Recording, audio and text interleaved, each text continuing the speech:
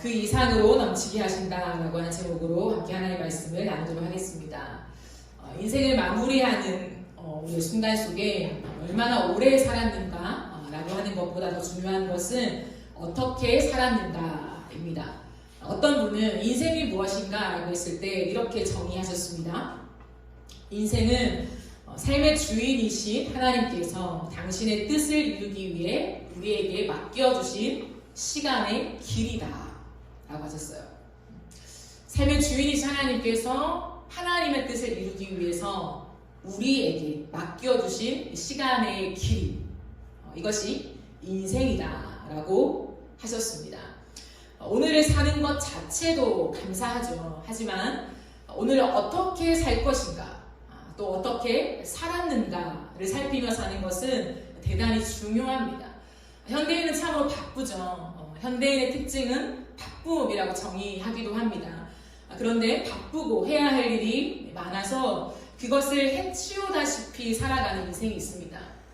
내가 해야 하는 그 목록, 어떤 오늘의 업무, 그것을 해치우기 위해서 살아가는 삶, 그런 삶을 살다 보면요 끌려가는 인생이 됩니다. 그런데 동일하게 바쁘지만 우리의 환경이 달라진 건 아닙니다. 동일합니다. 그러나 내가 어떻게 살 것인가에 집중하는 사람은요 주도하는 인생을 살게 됩니다. 별건 아닌 것 같지만 이것이 우리의 인생의 방향을 결정하게 되죠. 우리는 예수님을 믿음으로 새로운 사람이 되었다라고 합니다. 새로운 사람. 그럼 새로운 사람이 되었다라고 하는 의미가 무엇일까요? 내가 새로운 사람이 되었어. 우리는 이렇게 말하잖아요. 이것은 외부로부터 새로운 자아가 우리에게 들어오는 것이 아니에요. 옛 자아가 있는데 새로운 내가 무언가 외부로부터 들어와서 생겨나는 것이 아니라는 것이죠. 나는 동일합니다. 그런데 내가 변화되는 것을 의미합니다. 또 다른 내가 있는 것이 아니라 나는 한 명이에요. 나의 존재는 하나입니다. 같은 사람이에요. 그런데 내가 변하는 것, 사도 바울은 이것을 속사람이다 라고 표현하고 있습니다. 속사람은 무엇일까요? 속사람은 우리가 흔히 속사람과 겉사람이라는 표현을 쓰죠. 왜냐하면 성경에 그렇게 나와 있기 때문에. 그런데 이것은 속사람은 영적인 거고 겉사람은 육체를 말하는 것이 아니라는 거예요. 우리는 흔히 그렇게 착각하기 쉽죠. 속사람은 영적인 어떤 것, 그리고 육은 겉사람 이렇게 생각하기 쉬운데 그것이 아니에요. 왜냐하면 이렇게 이해를 하게 되면 치명적인 문제가 있습니다. 그 문제는 무엇이냐면 신앙인으로서의 나와 세상을 살아가는 내가 분리가 된다는 거예요. 신앙인으로 나, 세상을 살아가는 나 이렇게 분리돼서 생각하게 된다는 거예요. 이것은 어디로 향하게 하냐면 종교인으로 향하게 합니다. 내가 종교인이 되게 만드는 거죠. 그러니까 교회 모드, 직장 모드, 그리고 가정 모드 이런 게 생겨나게 되는 거예요. 그러니까 단순한 역할이 바뀌는 것이 아닙니다. 예를 들어서 우리 정연이가 찬양 인도자잖아요. 교회 와서는 한 성도요 찬양 인도자입니다. 집에 가서는 한 아내의 남편이자 또 유이의 아빠죠. 직장에 가면 대리입니다. 대리로 승진했다더라고요. 대리입니다. 네. 그렇게 역할이 바뀌는 거잖아요. 그렇다고 해서 정연이가 바뀌는 건 아니잖아요. 존재는 똑같습니다. 그러나 역할이 바뀌는 거죠. 마찬가지로 우리가 이러한 일을 하지 못하면 어떠한 생각이 되고 어떠한 삶이 나타나냐면 내가 처해 있는 환경에 따라 사람이 달라져 버려요. 교회에서의 나와 직장에서 가정에서의 내가 다른 사람이 되는 거예요. 역할만 다른 게 아니라 뭐야? 라고 할 정도로 사람이 바뀌어지게 되는 거죠. 그러니 직장에서 나를 봤던 사람이 교회 안에 와서 내가 활동하고 행하는 모습을 보면 너무 이상하게 느껴지는 거예요. 내가 알던 사람 맞아? 역할이 아니라 존재를 의심하게 되는 거예요. 마찬가지로 교회에서 우리가 함께 봤던 이 사람들, 우리가 서로를 보잖아요. 그런데 직장에 가서 활동하는 그 사람을 봤을 때 놀라는 거예요. 뭐지? 내가 교회에서 알던 그 사람이 아닌 것 같아 라고 하는 생각이 들 만큼 분리가 되는 현상이 일어난다는 거예요. 그러므로 속사람과 겉사람이라고 하는 우리가 표현을 쓰지만 그 표현은 사실 헬라적인 문화에서 나온 표현이에요. 다음에 조금 더 설명을 하죠. 어쨌든 오늘 중요한 핵심은 뭐냐면 같은 존재라는 거예요. 내가 다른 사람이 아니라 한 존재다라고 하는 것을 우리는 잊으면 안 됩니다. 그러면 속사람은 무엇이냐? 한마디로 정의하면 성령을 따라 사는 사람이라고 하는 의미예요. 이제는 내가 성령을 따라 사는 사람이다 라고 하는 그 의미를 표현하고 있는 것이죠. 그러니 내가 내 안에 살아계신 성령을 따라 사는 그런 사람이 되었다라고 하는 것입니다. 어제 제가 오늘을 준비하잖아요. 하루 전에 오늘을 준비하는데 학교를 가요. 점심을 먹잖아요. 근데 요즘 점심값이 되게 비싸잖아요. 밥 한 끼 사 먹으면 이제 10,000원 훌쩍 넘으니까 돈이 아까운 거예요. 그래서 오늘은 이제 마음을 먹고 고구마랑 바나나를 싸가야겠다 이렇게 생각을 했어요. 그래서 어제 밤늦게 고구마를 삶아놨어요. 삶아놓고 아침에 일어나면 이제 고구마와 바나나를 들고 학교에 가서 먹어야지 생각했어요. 가볍게 먹으면 되니까요. 그렇게 생각하고 준비를 다 하고 계획을 세우고 잠이 들었어요. 그리고 아침에 일어나서 이것저것 하고 이제 학교 갈 준비를 하면서 도시락을 이제 싸려고 했어요. 고구마를 삶아놓은 고구마를 꺼내고 바나나를 이렇게 담아놓고 이렇게 챙기려고 했는데 갑자기 제 마음속에 가져가지 말라는 마음이 주어지는 거예요. 그냥 가라, 학교를 그냥 가라 하는 마음이 주어지는 거예요. 그래서 나는 또 돈을 아끼려고 이렇게 하려고 하는데 왜 이런 마음이 주어지지? 근데 그 마음이 좀 이렇게 강했어요. 그래서 준비해둔 것들을 놔두고 이제 학교를 갔어요. 이제 첫 시간에 수업을 마치고 이제 끝나고 점심을 먹잖아요. 그때 한 전도사님께서 같은 반인데 저한테 이제 말씀을 하시는 거예요. 전도사님, 오늘은 제가 아침 일찍부터 전도사님에게 점심을 사주러 하는 하나님, 성령님의 감동을 느꼈어요. 그래서 제가 전도사님한테 밥을 사주려고 작정하고 학교를 왔어요. 이러시는 거예요. 메뉴까지 정해오신 거예요. 갈비탕이래요. 그래서 갈비탕을 꼭 전도사님이 사주고 싶대요. 그래서 같이 갔어요. 이 전도사님이 지난번에 한번 가봤던 갈비탕 집인 거예요. 근데 가격이 되게 비싼 거예요. 17,000원이었어요. 갈비탕 하나가. 그런데 이제 거기를 저를 데리고 가주시면서 밥을 사주시면서 이제 드시라고 먹으라고 이렇게 하면서 같이 밥을 먹고 이렇게 다음 수업을 이렇게 준비했는데 그 짧은 시간이지만 저는 성령을 느끼는 거예요. 성령 하나님께서 우리 둘이의 마음속에 동일한 성령께서 감동하심을 제가 느끼면서 얼마나 감사했는지 몰라요. 그분도 성령을 따라서 행하셨고 저도 가져가지 마라 라고 하는 그 음성을 따라서 간 거예요. 제가 말씀드리고 싶은 건 뭐냐면 속사람, 성령을 따라 산다라고 하는 것은 거창한 것이 아니라는 거예요.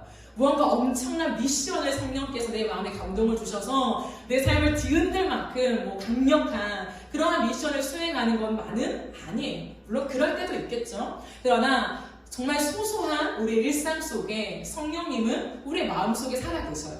근데 성령님은 한 분이잖아요. 다양한 분이 아니잖아요. 한 분이신데 내 마음에도 계시고 누군가의 마음에도, 여러분의 마음에도 동일한 성령께서 계시잖아요. 그러니 그 성령께서 일을 하시는 거예요. 그 일하심을 따라서 누군가는 도시락을 준비하지 않고 누군가는 밥을 사줘야겠다는 마음을 먹고 지갑을 챙겨오면서 한 성령께서 일하심을 오늘 점심에 함께 목도하게 되고 즐기게 되고 기뻐하게 되고 배가 부르게 되잖아요. 그런 걸 보면서 저는 하나님이 저를 위로하신다. 참 뭐라고 제가 하나님이 갈비탕 하나 저한테 먹이고 싶으신 그 마음을 느끼면서 제가 참 마음속으로 눈물이 났습니다. 그런 거예요. 성령의 감동하심을 따라 산다는 거, 그 음성을 따라 산다라고 하는 것은 생각나는 누군가한테 내 지갑에 있는 전도사님들한테 17,000원은 굉장히 비싼 돈이거든요. 그런데 그것을 어쨌든 사주는 거, 그것이 성령을 따라가는 사는 삶이다라고 하는 거죠. 그러므로 우리의 삶은 어떻게 방향이 전환되냐면 성령을 따라 살아가면서 하나님의 길에 부응하는 삶으로 가게 되는 거예요. 제가 늘 여러분과 함께 나누고 있죠. 하나님의 기대, 하나님이 우리의 삶을 향해 기대하시는 그 기대에 부응하는 삶, 그 기대대로 살아가는 삶으로 우리의 인생의 방향이 맞추어지게 되는 거예요. 어떻게 살래? 내 일정은 똑같대요. 하지만 그 하루를 보냄 속에서 하나님이 오늘 하루 나를 기대하시는 바에 내가 맞추어 살아가는 거예요. 식사 한번 대접하는 게 하나님의 기대에 부응하는 삶이잖아요. 그런 인생으로 바뀌어지게 되는 거죠. 그리스도인이 되기 전에는 선을 행할 능력이 우리에겐 없었습니다. 우리 스스로 선을 행할 능력이 없다는 거예요. 근데 그리스도인이 된 이후에는 선을 행할 능력이 생겨납니다. 그럼 선이 무엇일까요? 선은 하나님이죠. 세상이 정해준 도덕적인 기준을 넘어서서 선은 하나님이십니다. 그러므로 선을 행할 능력이라는 건 뭐냐면 하나님의 뜻을 이룰 능력이 생겨난다는 거예요. 이제 우리는 하나님의 뜻, 그 뜻에 맞게 살아갈 수 있는 힘, 능력이 생겼다라고 하는 거죠. 갈라디아서 6장 9절 말씀을 보면 이런 말씀이 있습니다. 우리가 선을 행하되 낙심하지 말지니 포기하지 아니하면 때가 이름에 거두리라 라고 하는 말씀이 있습니다. 선을 행하되 낙심하지 말라. 왜냐하면 때가 이르면 반드시 거두게 된다는 거죠. 이 믿음으로 우리는 이 땅 가운데 선을 추구하는 방향에 서게 되는 것이죠. 선을 행하다 보면 사람들에게 내가 뒤통수 맞지 않을까? 바보가 되지 않을까? 라는 생각이 들기도 하고 실제 상황 속에 그러한 경우들도 많습니다. 하지만 선이라고 하는 것은 단순히 착한 일을 하는 게 아니에요. 도덕적인 기준에 맞추어서 내가 잘 살아내는 것이 아니라는 거예요. 선은 하나님이에요. 그러니까 하나님이 기대하고 하나님이 뜻하신 바대로 내가 살아가는 거죠. 그러면 그때 뜻대로 살아갔는데 사람들이 나를 무시해요. 바보 취급해요. 내 삶에 손해가 와요. 그럼에도 불구하고 무엇을 믿는가? 선이 되신 하나님을 믿는 거예요. 하나님은 이 모든 내가 살아가는 하나님을 따라가는 삶을 바보로 전락시키지 않고 때가 이르되 거두게 하심, 하나님의 뜻을 성취하게 하시는 분이다라고 하는 믿음을 가지게 되는 거예요. 그러니까 선을 추구하는 삶으로 지속하게 될 수 있는 거죠. 이해되시죠? 항상 하나님 편에 설 수 있는 이유가 이것입니다. 그래서 이것을 믿음의 싸움이다 라고 하죠. 믿음의 싸움. 결국에는 영적인 지구력인데 하나님을 얼마만큼 믿는가의 싸움이라는 거예요. 내일 당장 이것에 대한 결과가 오지 않아도 5년이든 10년이든 모르겠지만 하나님은 반드시 오늘 내가 주님의 뜻을 위해 살아간 이 삶을 헛되게 버리지 않고 당신의 뜻을 성취하신 하나님이다 라고 하는 믿음의 확신인 거죠. 이 믿음의 싸움을 싸워 나갈수록 은혜가 있습니다. 그 은혜는 뭐냐면 그리스도께서 우리 안에, 우리 마음에 계시게 됩니다. 오늘 본문 3장 17절 말씀을 한 번 더 보실까요? 믿음으로 말미암아 그리스도께서 너희 마음에 계시게 하시옵고 너희가 사랑 가운데서 뿌리가 박히고 터가 굳어져서 라고 얘기하고 있습니다.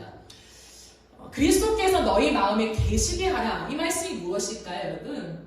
지금 바울은 안 믿는 사람에게 얘기하는 것이 아니라 예수님을 구주로 영접한 에베소 교회 교인들에게 지금 이 말씀을 드리고 있습니다. 그러므로 이것은 예수님이 나갔다가 들어왔다 하는 존재가 아님을 전제하고 있어요. 우리 마음에 계시게 하라. 이것은 안 계셨는데 예수님이 우리의 마음속에 다시금 들어오게 하라 라고 하는 표현이 아니라는 거죠. 이것은 다스림과 주도권의 의미입니다. 즉 믿음이 강해지면 그리스도께서 우리를 더욱 강하게 다스리신다는 거죠. 그리스도께서 내 마음을 주도해 나가신다는 거예요. 내 마음에 가장 강력한 영향을 주는 분이 그리스도가 된다라고 하는 그 의미입니다. 그럴 때 그리스도께서 내 마음을 장악해서 주도해 나가시며 가장 큰 영향을 주시는 분이 될 때에 사도 바울은 사랑의 뿌리가 내리게 된다고 하죠. 우리 안에서 사랑의 뿌리가 내리게 된다라고 하는 거예요. 즉 우리의 삶의 모든 영역 가운데 사랑의 뿌리가 내려진다라고 하는 거예요. 지난주에 저희 교회 수련회가 있었습니다. 수련회 때 저희가 풋살을 했었는데요. 하필 그날따라 바람이 너무 세차게 불었어요. 너무 추운 거예요. 우리는 풋살 할 거라고 기대를 하고 갔는데 날씨가 너무 추우니까 사실 제 마음속으로 걱정을 좀 했어요. 풋살 할 수 있을까? 감기에 걸리지 않을까? 이런 생각을 했습니다. 그런데 이제 이내 그 추위를 뚫고 이제 태연이가 이제 체조를 시키는 거예요. 체조를 이제 막 이렇게 뛰면서 시키고 그 다음에 풋살장을 5바퀴 돌라는 거예요. 그래가지고 도는데 또 빨리 해가지고 전력 질주를 하고 5바퀴를 돌았어요. 그리고 우리 위대하신 감독님께서 속성 훈련을 해주셔가지고 그 단시간 안에 모든 풋살에 대한 기술을 익히며 그 시간들을 잠깐 가졌어요. 그런데 놀라운 것은 그 잠깐 체조하고 풋살장 돌고 기본적인 훈련을 이렇게 받는 가운데 체온이 훅 올라가게 된 거예요. 그러니까 안 추운 거예요. 환경은 똑같습니다. 날씨가 변하는 게 아니에요. 갑자기 바람이 안 부는 게 아니에요. 여전히 거세게 불고 기온은 떨어져 있습니다. 근데 내 체온이 올라가니까 안 추운 거예요. 그리고 열심히 경기를 뛰면 뛸수록 덜 춥고 아예 추위를 잊어버리게 되는 거예요. 그래서 제가 3골이나 넣은 거 아니겠습니까? 네.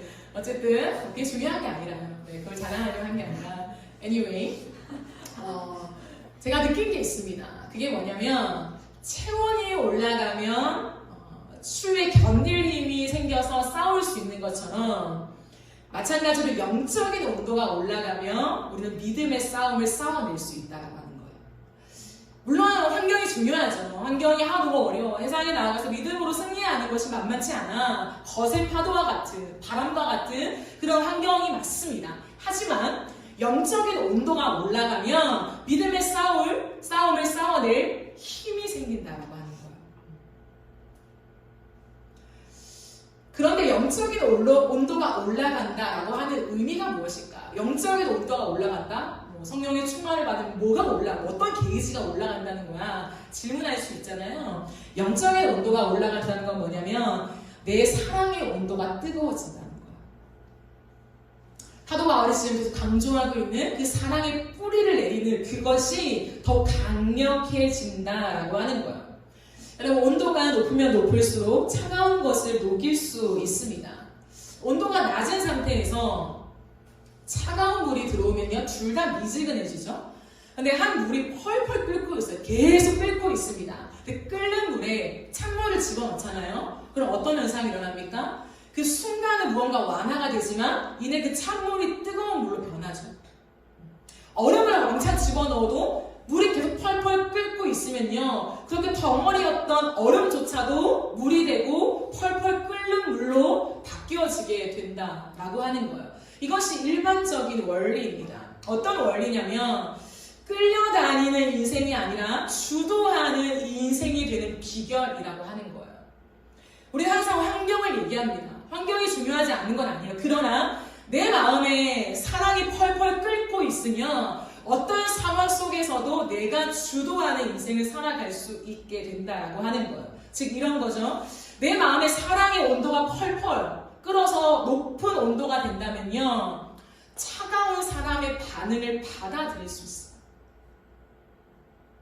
근데 내 사랑의 온도가 요만큼이에요. 근데 나를 공격하고 나를 무시하고 나를 힘들게 하는 누군가의 공격이 똑같아요. 이 차가운 온도가. 그러면 둘 다 똑같이 된다는 거예요. 도찐개찐이 되는 거죠. 그러나 내가 이 정도인데 계속 펄펄 끓고 있어. 이 사랑의 온도가. 그러면 이것보다 더 거세게 나를 공격하고 비방하고 욕하고 어떠한 일이 벌어져도요, 마침내 이 사람을 받아들일 수 있는 힘이 생긴다라고 하는 거죠. 여러분, 우리는 이 세상을 살아가면서 때로는 내가 참 앙칼지다라고 생각할 때가 있어요. 왜 이렇게 내 반응이 앙칼졌지? 그리고 다른 사람의 반응을 봐도 앙칼진 반응이 나올 때가 있습니다. 다른 말로 하면 예민하다, 신경질적이다 라고 표현할 수 있죠. 내가 이런 사람이 아닌데 갑자기 확 신경질적으로 내가 변했지? 누군가를 봐도 저 사람은 왜 저렇게 예민하고 신경질적이야? 라고 이제 봐질 때가 있다라고 하는 거예요. 그때요, 상대방의 태도가 문제이긴 하죠. 그죠? 상대방의 태도에 문제가 있는 건 맞습니다. 그러나 또 한 가지 중요한 사실은 뭐냐면 내 인격의 크기도 작용한다는 거예요. 내 인격의 크기가 어느 정도인가에 따라서 그 사람을 받을 수도 있고 못 받을 수도 있는 거예요. 못 받았을 때의 내 기분과 내 마음이 다 엉망진창이 되죠.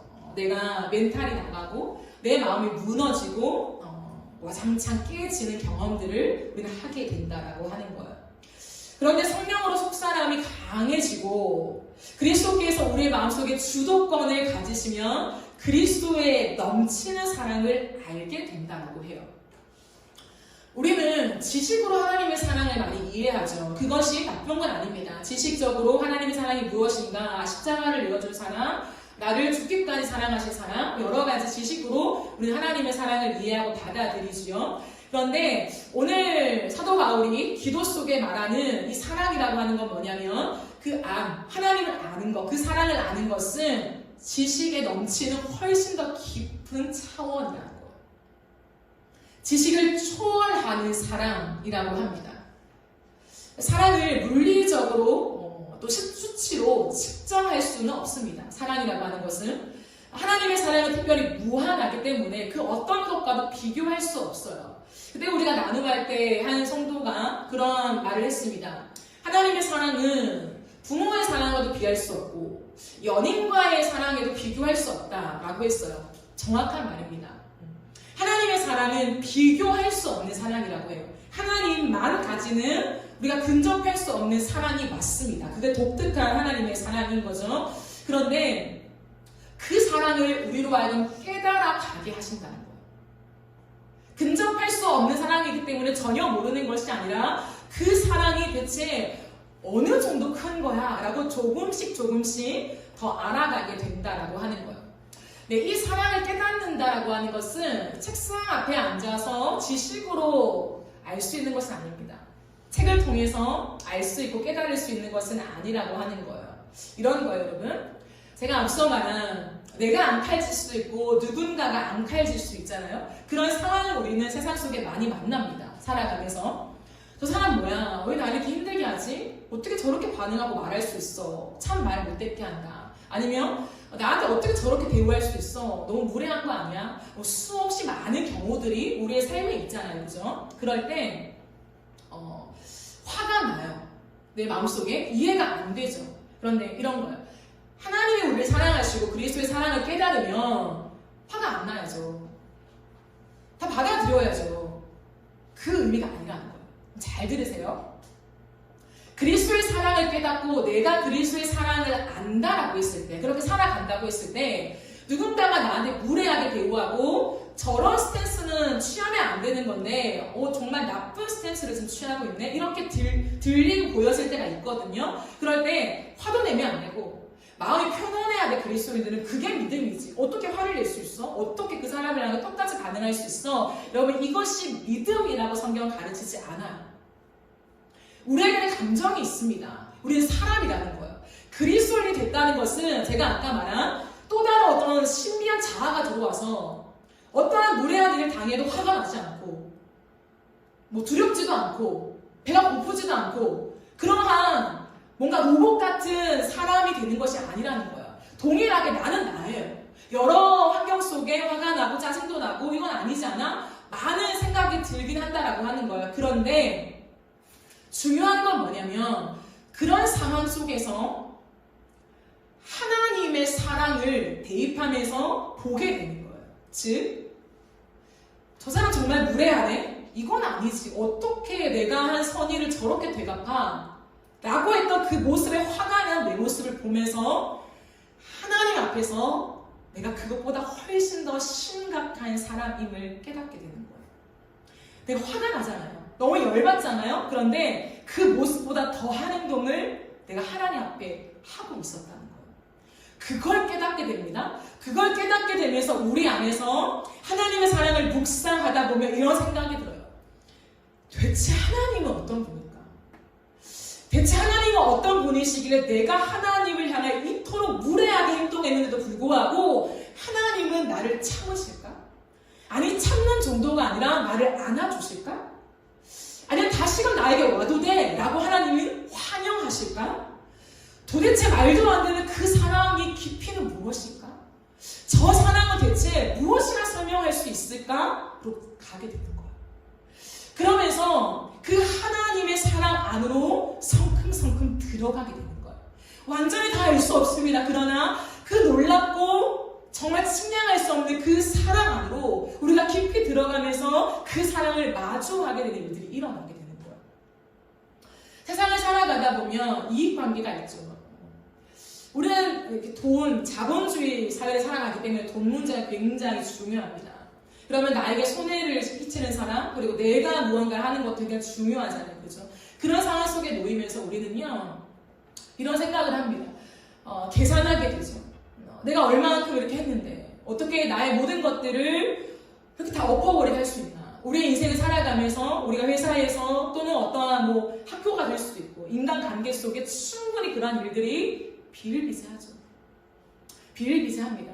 그런 상황 속에서 우리는요, 끝없이 우리의 생각 속에 이익을 계산하게 된다는 거예요. 너무 억울하기도 하고 화가 나기도 하고 막 이렇게 사기를 당한 것에 대해서 막 잠을 못 이루기도 하고. 근데 그때 분노가 일어나는 걸 표출해야죠. 그리스도인들은 다 참아야 돼. 분노하면 안 돼. 눈물 흘리면 안 돼. 속상해하면 안 돼. 우울증 걸리면 안 돼. 여러분, 그건 아니에요. 그렇게 하면 안 됩니다. 한 교수님은 이 부분을 어떻게 말하냐면, 억압하는 것은, 분노가 있는데 분노를 못하게 하는 것을 믿음이라고 정의한다면 그것은 영적인 학대다라고까지 말씀하세요.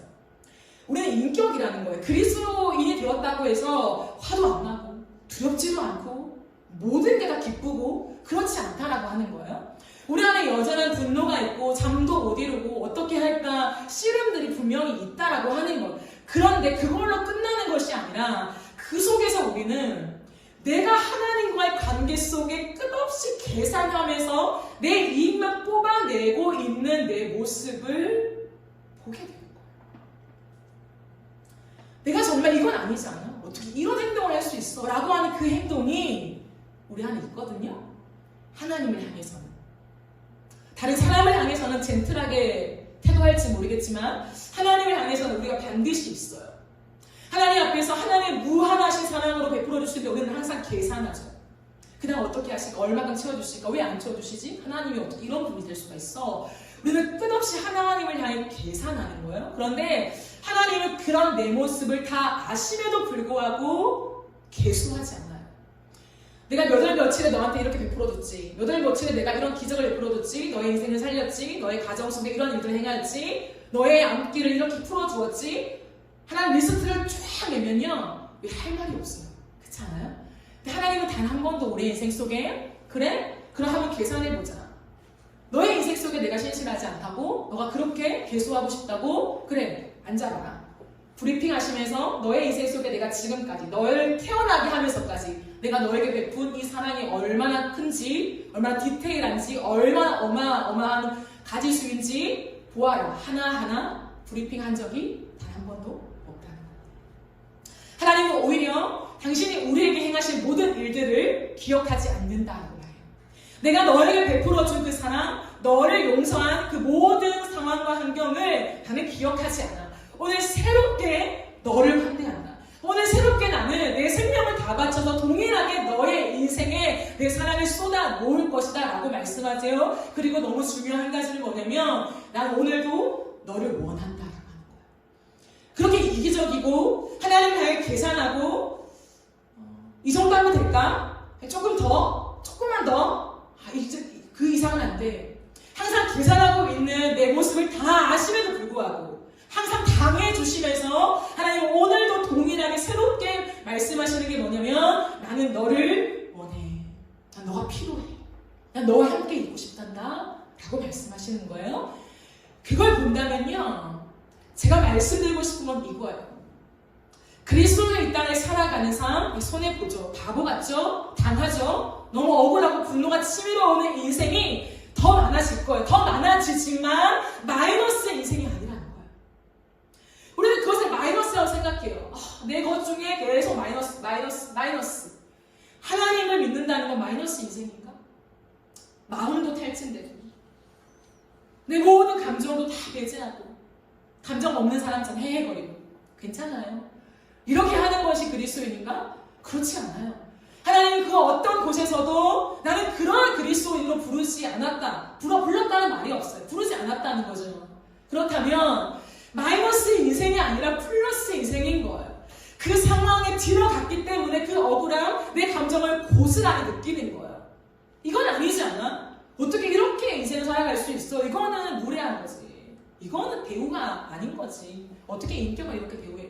그 모든 것 속에 내가 하나님을 그렇게 대우하고 있었던 것들이 비춰지면서 하나님의 그 무한하신 사랑이 무엇인가를 깨닫게 됩니다. 왜 하나님 나를 잊히지 않으십니까? 왜 하나님은 나를 골탕 먹이지 않았습니까? 모든 능력을 가졌잖아요. 한번 건드리면 우리의 인생에 손실이요 어마어마하게 올 수 있다는 거예요. 하나님은 그렇게 되갚는 분이 아니라는 거예요. 나가 나한테 11조 안 했지. 너의 인생 속에 마이너스를 만들어주마. 11조와 금액 그대로 마이너스. 하나님 그런 분 아니에요. 그런 하나님을 만들지 마세요.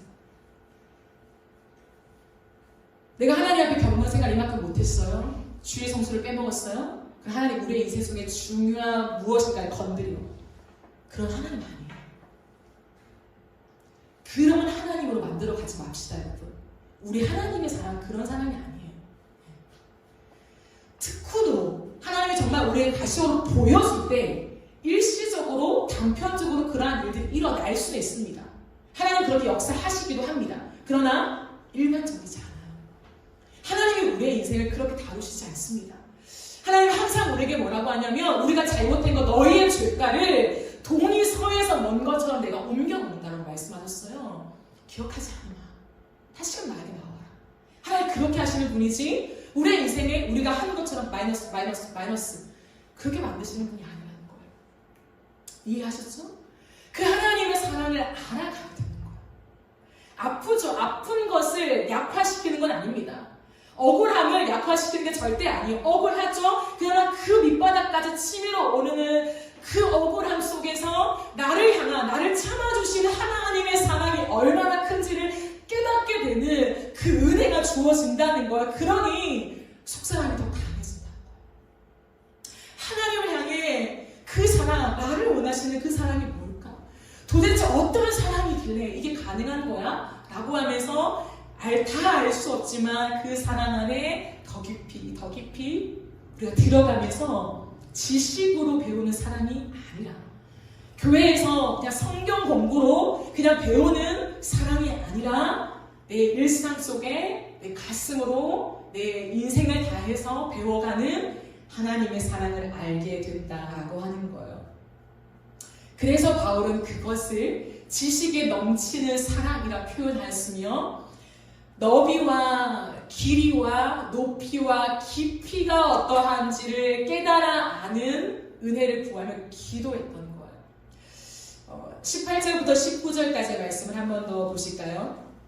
능히 모든 성도와 함께 지식에 넘치는 그리스도의 사랑을 알고 그 너비와 길이와 높이와 길이가 어떠함을 깨달아 하나님의 모든 충만하신 것으로 너에게 충만하게 하시기를 구하노라 라고 얘기하죠.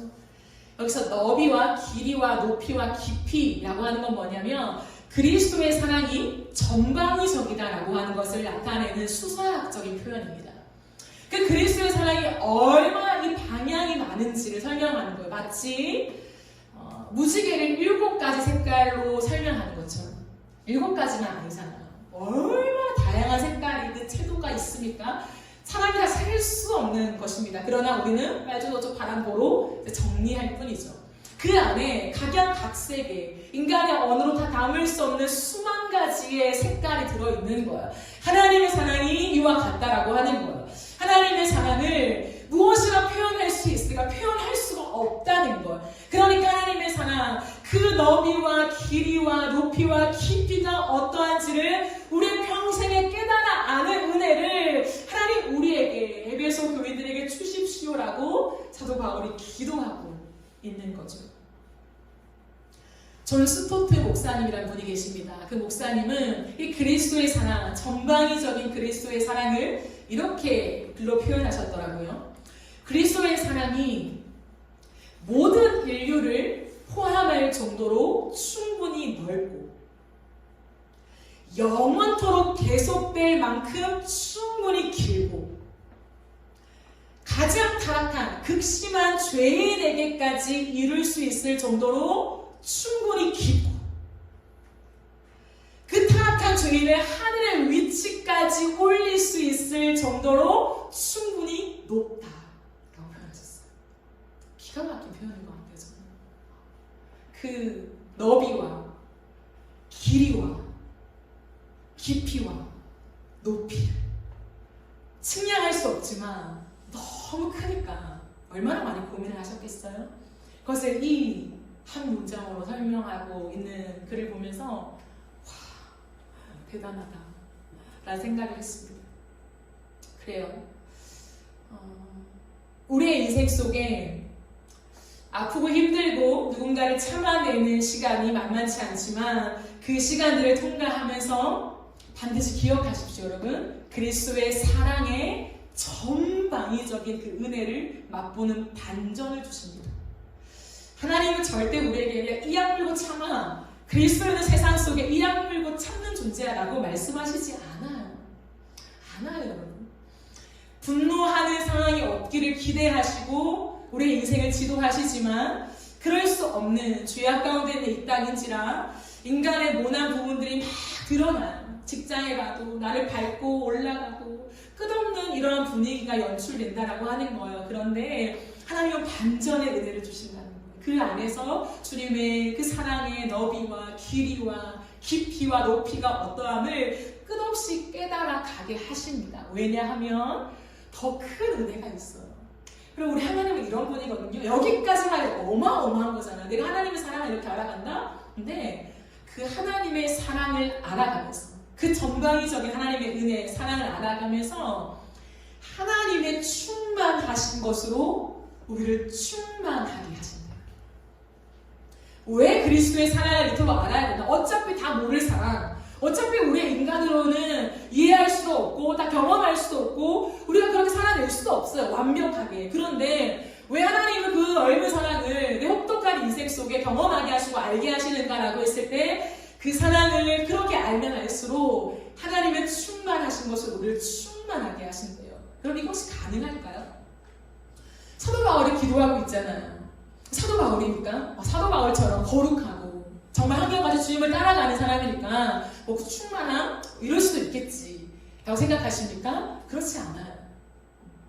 하나님은 충만하신 것으로 내가 충만해지는 거, 내가 날마다 충만한 삶을 살아가는 것이 가능하다고 얘기하는 거예요. 왜 가능하냐면 그만큼 우리가 얼마나 존귀한 존재인가를 보여주고 있는 거예요. 여러분, 감히 피조물이, 이 죄덩어리 피조물이 하나님의 충만하심에 이룰 수 있다니요. 말이 안 되잖아요. 아무리 바울이라도 사람입니다. 교만은 너무 교만한 기도가 아닙니까? 어떻게 하나님 급으로 충만해달라고 기도하냐는 거예요. 그런데 주님은 뭐라고 말씀하시냐면 맞아, 그 기도가 맞다라고 하는 거예요. 그 기도가 맞고 그만큼 너희는 나에게 엄청나게 특별한 존재라는 거예요. 너무나 존귀한 존재라는 거예요. 내 충만함을 너희가 일상에서 누릴 수 있을 만큼 너희는 존귀한 존재라는 것을 주님 우리에게 말씀하시는 거예요. 충만할 수 있다. 나의 충만함을, 나의 온전함을 너에게 주마. 일상에서 아무리 치고 아무리 힘들고 아무리 낙담된 인생을 살아도요 아주 엎드러지지 않으면 여호와의 손이 우리를 붙잡고 있습니다 라고 신명 기자도 얘기했잖아요. 그 인생을 살아갈 수 있다는 거예요. 우리의 인생 속에 다시금 일어나서 그 충만함으로 춤추며 기쁨으로 걸어갈 수 있는 것이 이게 그리스도인이다.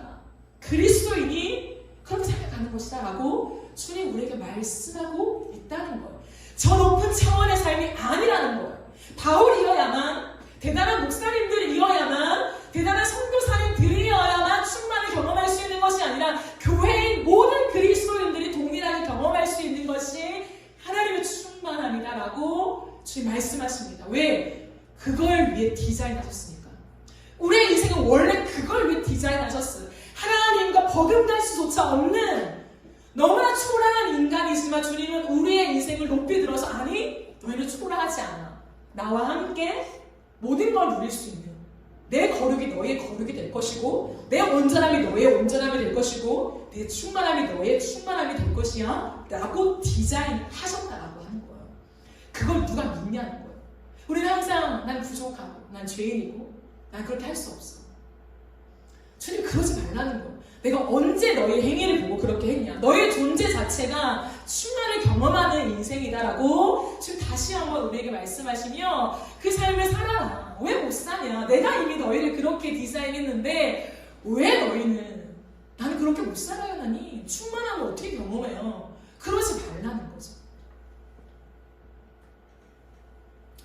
마지막으로 그럴 때 제가 오늘 설교 가운데 여러분과 정말 나누고 싶은 부분입니다. 그럴 때 하나님이 최종적으로 우리에게 주시는 어마어마한 은혜가 있습니다. 그것은 우리 가운데 하나님의 능력대로 역사하신다는 거예요. 하나님의 능력대로 우리의 삶에 역사하십니다. 여러분, 하나님의 능력으로 역사하시는 방법이 있습니다. 그 방법이 무엇일까요? 하나님의 능력대로 역사하시는 그 방법이 무엇일까요? 우리가 구하거나 우리가 생각하는 모든 것에 더 넘치도록 능히 일하신다는 거예요. 저는 이 구절을 너무 사랑합니다. 다시 한번 이번 주 말씀을 준비하면서 하나님이 이 구절을 저에게 주셨어요. 우리 확인해 보실까요? 오늘 본문 마지막 20절, 21절 말씀입니다. 우리 같이 한번 읽어보실까요? 20절, 21절 시작. 우리 가운데서 역사하시는 능력대로 우리가 구하거나 생각하는 모든 것에 더 넘치도록 능히 하실 이에게 교회 안에서와 그리스도 예수 안에서 영광이 대대로 무궁하기를 원하노라. 아멘. 이게 우리 하나님이라는 거예요. 하나님은 우리가 구하는 것 이상으로, 우리가 생각하는 것 이상으로 더 넘치게 하시는 하나님이십니다. 우리 하나님은 좁은 분이 아니에요. 좁게, 내 능력이 무한하지만 좁은 마음으로 이 사람이 나한테 이렇게 했지, 그러니까 1%만 줄 거야. 이 사람이 나한테 그때 이런 행위를 했지, 조금 마음에 드니까 이 사람 5%. 그런 분이 아니라는 거예요. 하나님을 그렇게 째째한 분으로 이해하면 안 돼요. 우리 하나님은 더 넘치도록 능히 역사하시는 하나님, 그 하나님이십니다. 여러분, 그 하나님을 믿으십니까? 정말 믿으세요?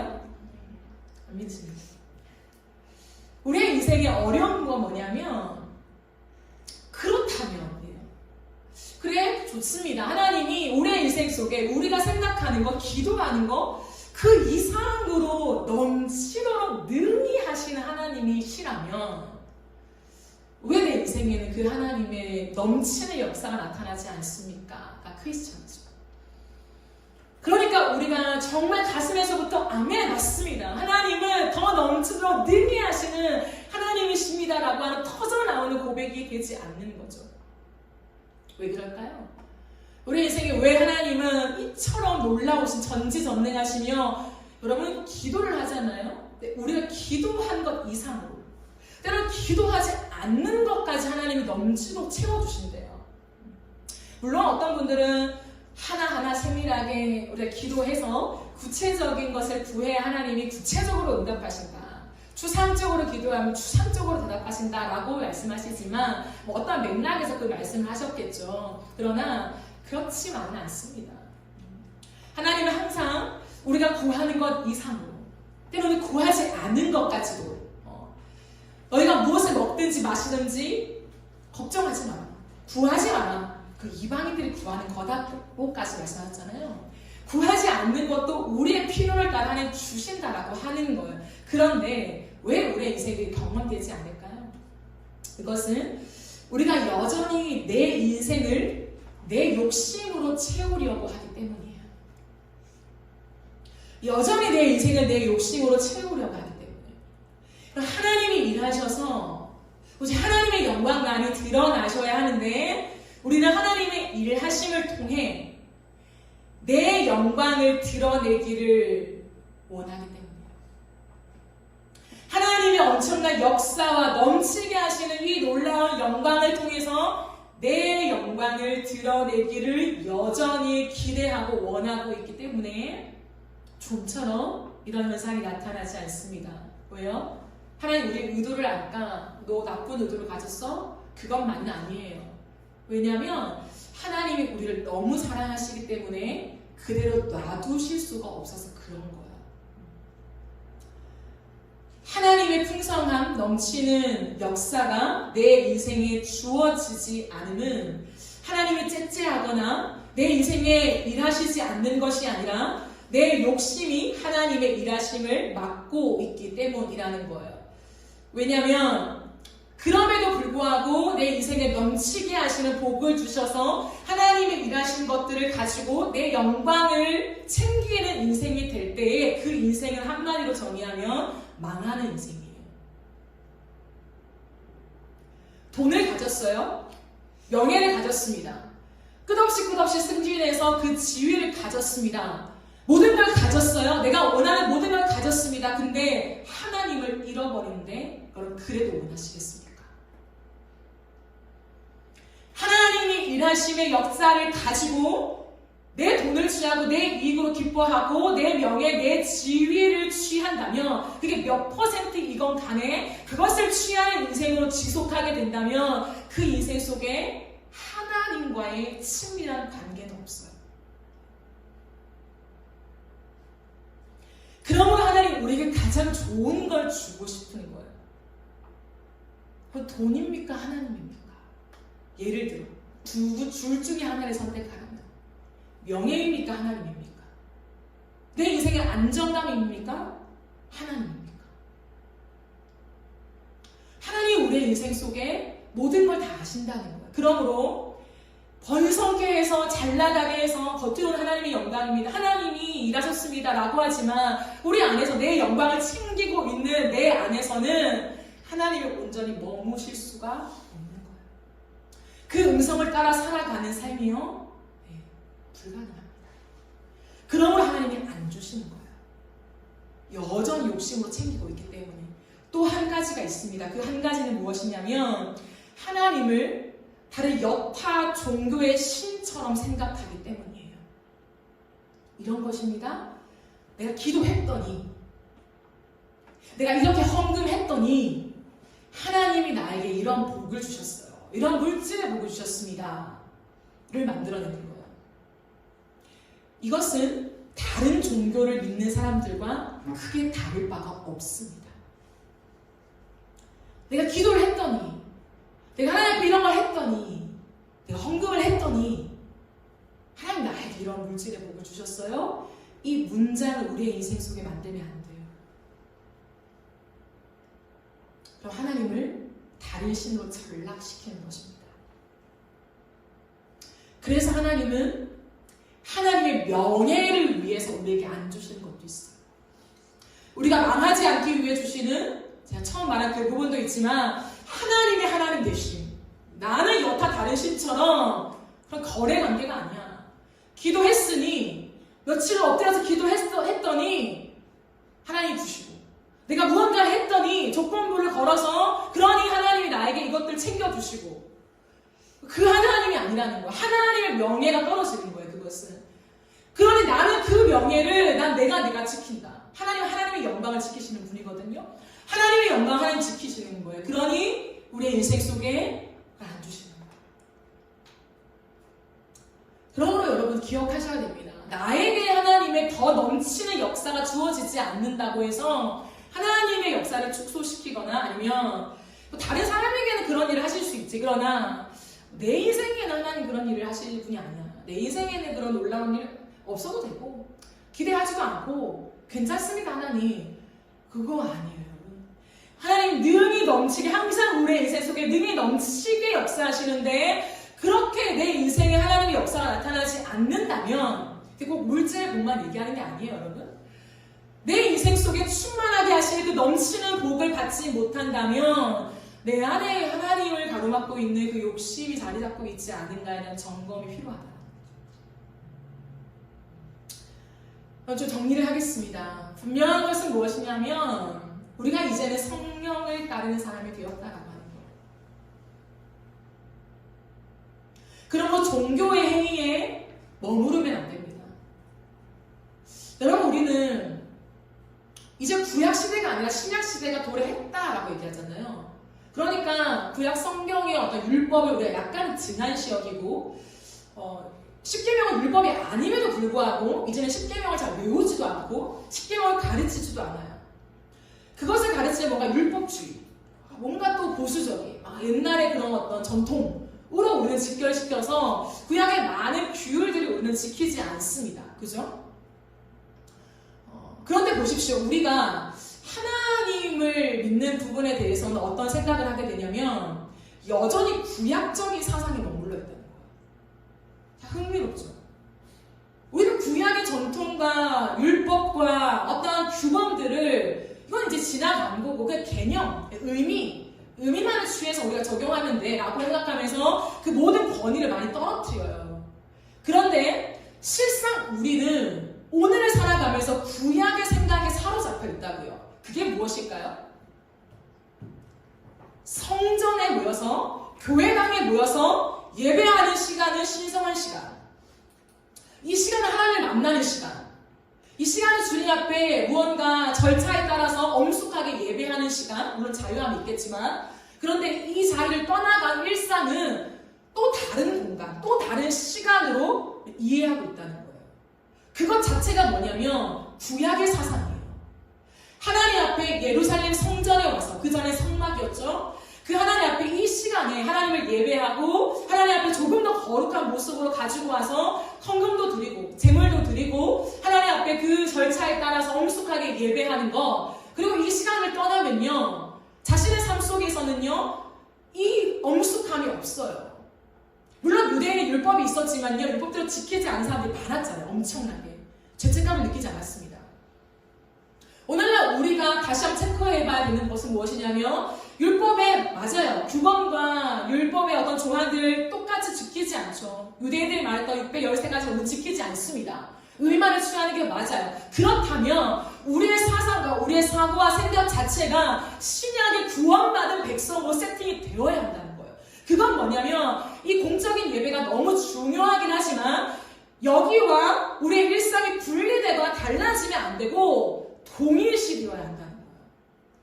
이 교회에서의 내 페이스, 내 모습, 내 얼굴, 내 태도와 내 일상에서 직장, 일터, 가정, 부모님 앞에서 또 모르는 사람들 앞에서 식당에서 누군가한테 주문할 때 내가 무언가 컴플레인을 걸 때 그 모든 얼굴의 페이스가 동일해야 한다는 거예요. 그게 신약입니다, 여러분. 우리는 신약을 환영하잖아요. 예스! 그런 엄숙한 예배, 어린 양을 가져와서 피 비린내 나는 예배를 드리지 않아도 돼. 우리는 오늘도 입술로 고백하며 예수 그리스도를 마음에 모시고 우리는 구원받은 백성이 되었어. 맞습니다. 그 놀라운 은혜잖아요. 그 놀라운 은혜를 우리가 아멘한다면 여기서와 우리의 일상의 페이스가 똑같아야 한다는 거예요. 동일해야 한다는 거예요. 그게 성령을 따라가는 삶입니다. 그 삶으로 우리가 나아가야 한다는 거예요. 그죠? 내 페이스가 동일한지를 돌아봅시다. 저한테 살짝 더 심하죠. 강단에서 설교할 때와 내려가서 내가 내 부모님을 대할 때 너무 가까운 내 언니들을 대할 때 학교의 원우들을 대할 때 일반적으로 내가 가고 싶은 서점에서 책 하나를 고를 때 내가 동일해야 된다는 거예요. 누가 봤을 때 뭐야? 보지 않는다고 생각하겠지. 만약에 누가 봤을 때 강단에 설교하던 전도사님 우리에게 말하던 전도사님과 주문할 때 전도사님 다르네? 그건 아닌 거죠. 그 격차를 좁혀가는 것이 속사람이 강건해진다는 거예요. 이해되시죠? 지금의 나와 다른 내가 동일한 거, 다른 인격체가 되면 안 돼요. 기도할 때, 하나님을 찬양할 때, 그 영적인 행위를 할 때 내 모습과 일상에 내가 취미 활동을 할 때 내 모습이요 다른 사람이 되면 안 된다는 거예요. 조금의 차이는 있겠죠. 근데 전혀 다른 뭔가 제2의 자아가 나오면 안 된다는 것을 우리는 반드시 기억해야 합니다. 그렇지 않기 때문에 여호와의 영광이 땅에 떨어집니다. 그렇게 될 때 우리의 삶에 부딪히는 모든 상황 속에서 그리스도의 사랑을 깨달아 알게 된다는 거예요. 주님의 사랑이 얼마나 전방위적인지를 깨달아 알면서 우리의 인격이 성숙해질 수밖에 없습니다, 여러분. 믿음이 좋다라고 하는 것은 기도를 화려하게 하는 게 아니에요. 믿음이 좋다는 것은 뭐냐면 한마디로 정의하시라라고 한다면 저는 인격의 성숙이라 말하고 싶습니다. 태도가 바뀌어지는 거예요, 여러분. 도덕적인 수준 그 이상을 살아가는 거예요. 그것은 뭔가 내가 해야지 그리스도인이니까 뭔가를 더 다르게 깨끗하게 살아가야지가 아니라 이제 내 존재가 그렇게 된 거야. 거짓말을 선택하는 거 싫고 정직을 선택하며 걸어가는 내 인격으로 더 성숙해 가는 그것을 성경은 이야기하고 있다라고 하는 거예요. 나라는 존재가 더 넓어지는 거예요. 그리스도의 사랑이 전반적으로 더 알아가면서 내 존재가 넓어지는 거예요. 그러니 때로는 누군가의 좀 따가운 말도 받아낼 수 있고, 가벼운 것이라면 받아낼 수 있고, 상처받지 않고 툭 털 수도 있고, 옛날에는 끙끙 앓았던 것들을 이제는 좀 가볍게 넘길 수도 있고 조금 묘하게 된다는 거죠.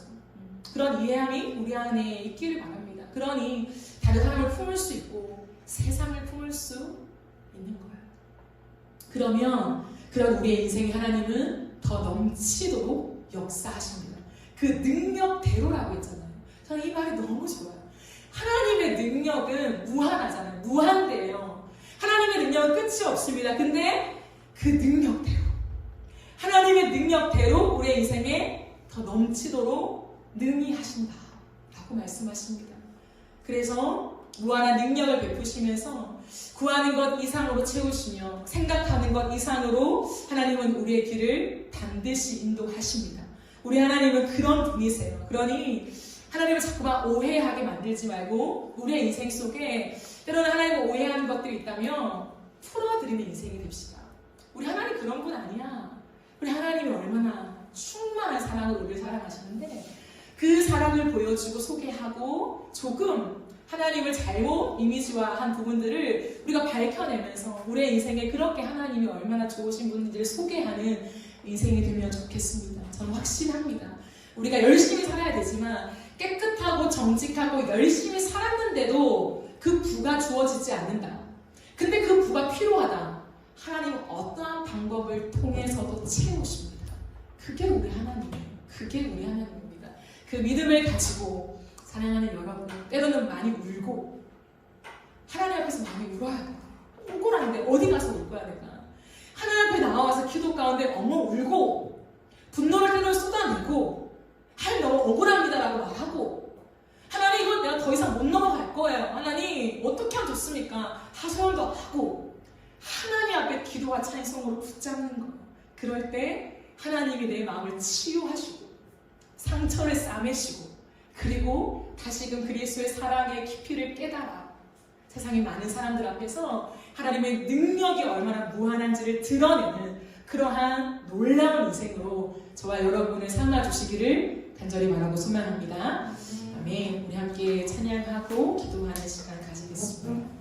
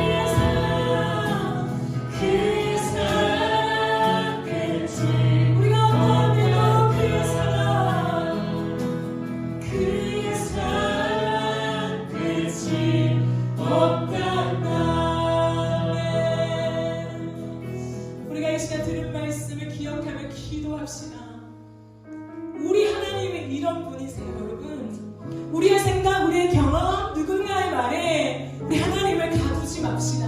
하나님 오해하지 맙시다. 그의 생각이요 셀 수가 없어요. 하나님의 방법은요 하나님이 하시는 게 또한 새로운 창조적인 방법이 되는 거예요. 그런 하나님을 믿으며 여러분 길을 만드시는 하나님이에요. 그 하나님을 우리가 신뢰하며 살아가십시다. 세상에 끌려가는 인생이 아니라 그 주님을 소유한 자답게 세상을 주도하는 인생이요. 그 인생을 살고 싶지 않으십니까? 우리가 이 시간 주님 앞에 기도하며 나아갈 때에 지금까지 하나님과의 관계에서 여러분 상처받은 것들이 있습니까? 그리스도인으로 살아가는 우리의 인생 속에서 때로는 억울하고 우리 마음속에 수많은 쓴뿌리가 생기게 만드는 여러 가지 상처들이 우리 안에 있습니까? 우리의 모든 것을 아시며 이해하시는 주님 앞에 우리가 우리의 마음들을 쏟아냅시다. 하나님은 그것을 무시하시는 분이 아니에요. 그러나 다만 그것 안에서 하나님의 정당의적인 사랑을 깨닫게 하시는 분이에요. 내가 얼마나 주님 앞에 파렴치하게 살았나, 내가 얼마나 주님 앞에 개수하며 살았나, 내가 얼마나 주님 앞에 따져 물으며 살았나, 그렇게 이기적인 내 모습을 발견하면서 내 모든 걸 덮어주시는 그리스도의 사랑을 알아가는 은혜를 주신다는 거예요. 하나님 그 만남으로 내가 들어갑니다. 성령님 나를 도와주시고 이 시간에 역사하여 주셔서 나와 주님과 깊은 만남이 있는 하나님 그런 기도의 시간 될 수 있도록 주님 역사하여 주시옵소서. 우리 주의 앞에 지며